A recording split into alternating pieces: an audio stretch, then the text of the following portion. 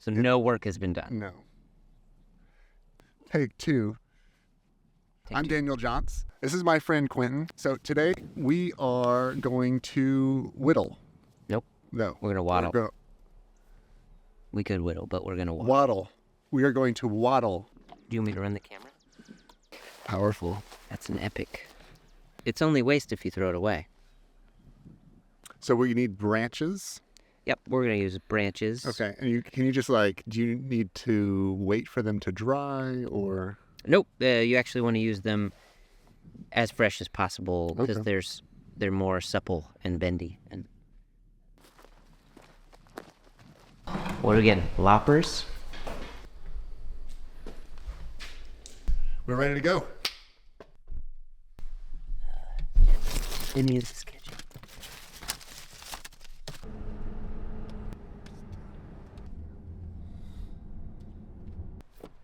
We're there. So I think we have exactly what we're looking for. We're at your... This is... It looks like a prison. It's not. Yeah, this... Good waddle stuff. Is that good waddle stuff? I think so. Yeah, so you got some like little bendy bits. Loppers in hand. Lopper. Yeah.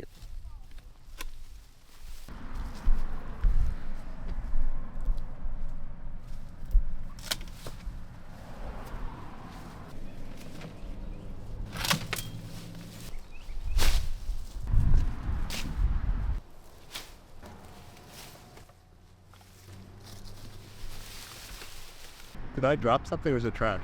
Trash.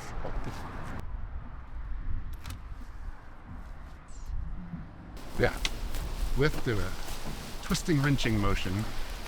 No, don't do that. A few things work against you when you're using the ratchet strap. Friction and knowledge and strength. It's a few. Like understanding how it's supposed to work helps when it doesn't work quite right. But if you're in a position where it's like you're not quite sure how it works and it's fighting you, it can be a really frustrating experience. The way it's supposed to work is that when you open it all the way up, this little cam pulls this back and releases this one-way sprocket, which lets the whole thing spin freely.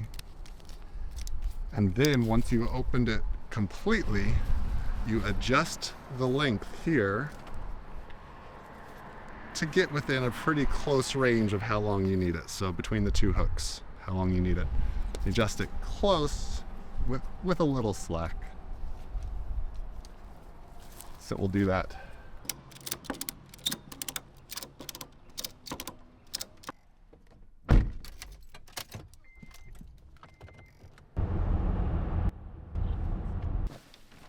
So is coppicing the actual cutting or is it the act of letting it grow out? If you coppice something... Coppice, not coppice? I think it's coppice. Coppice, okay. It's the cutting with the intent for it to grow back in such a way. Okay.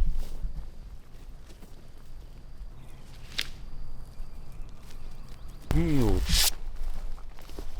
So, if you have a pirate machete, like Dan does, we use this. I just have like a slightly larger, sharp butter knife. We gotta strip all the little bits and bobs and leaves off. Always best to cut away from you. And always be careful when you're using a knife.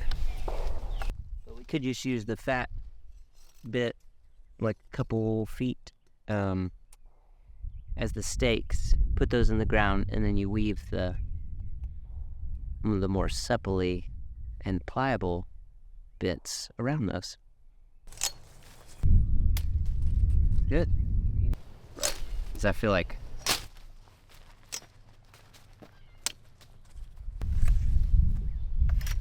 Got a little too aggressive there. There's where you can get aggressive. We're gonna move these closer to where we're gonna use them, so we don't have to walk back and forth all the time.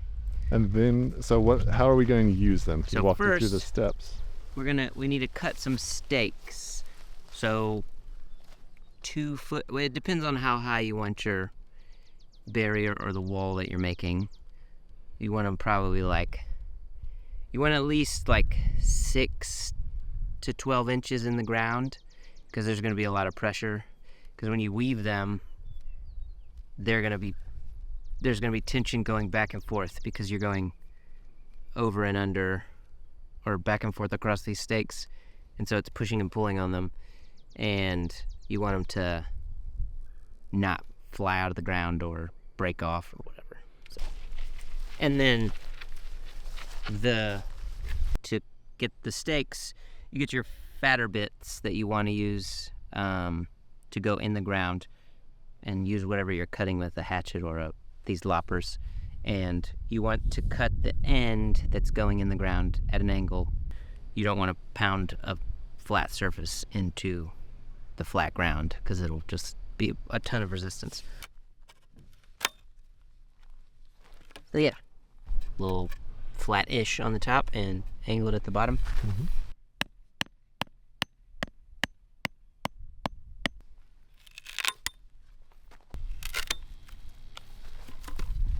Guesstimating is fine.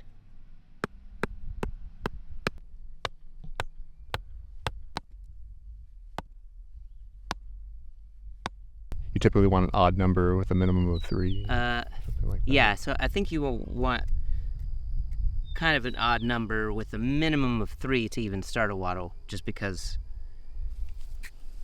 2, it would just be a stick laying between 2 sticks.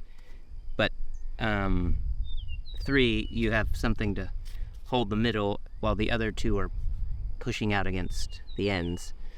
And then to create at least a wall or a partition, I would say 5 would be your minimum to make an actual piece of a structure.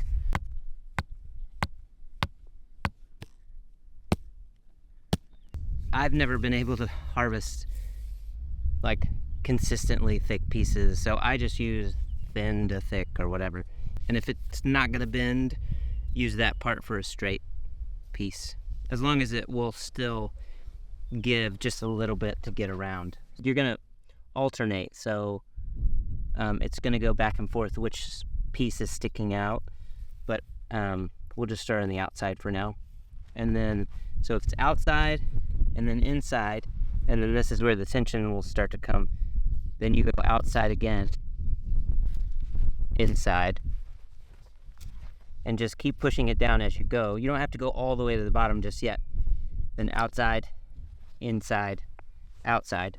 And then once you've got it all the way around, then you shove it down as far as it'll go. If it's thin enough, you'll try to wrap it around, but obviously that didn't work, so you just still want it to be at least connected to there. And if it pops up, that's fine, because then the next one is going to go on top of that, and all that tension will start to hold itself down. We'll start on the opposite side, and we'll go on the opposite side of the stake. So inside, outside, and then inside, outside, inside, outside. Any parts that stick out or any extra little branches, you just cut those off later. You don't have to tidy it up as you go. Just get it done and then move on.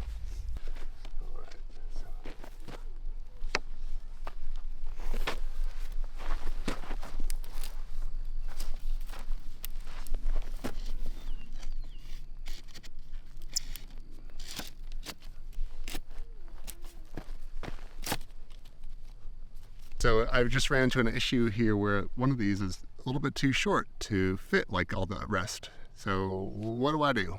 So most of the time, you're not gonna have the lengths that you need to do a whole stretch, but we'll just start back one is usually what I do, back from where you're gonna have to clip it, and start in the same path that one's going. So inside, then go outside, then go inside again. You know, pieces are going to be uneven, but it starts to even out as you press things down, and not every stick's the same anyway.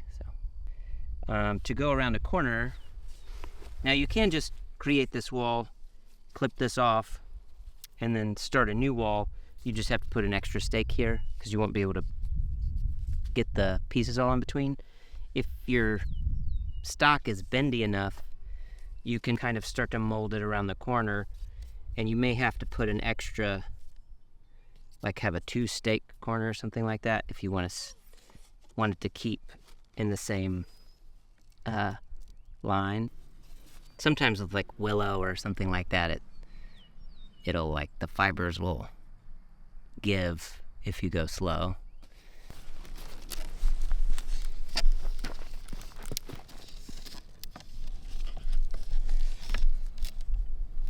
Wattle.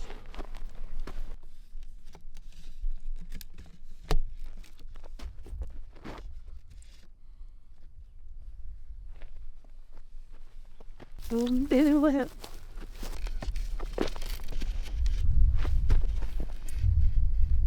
I've seen people do it with, willow wispy branches or raspberry canes.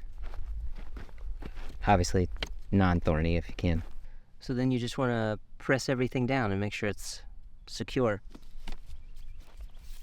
And then once it starts to dry out, the wood also shrinks, so it'll kind of tighten up a little bit and probably make noises like that. But and then you can just go through and trim off your wily ends just to tidy it up.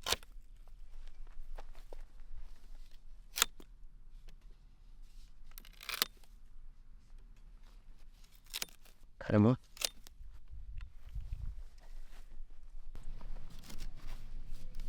And that's how you wattle.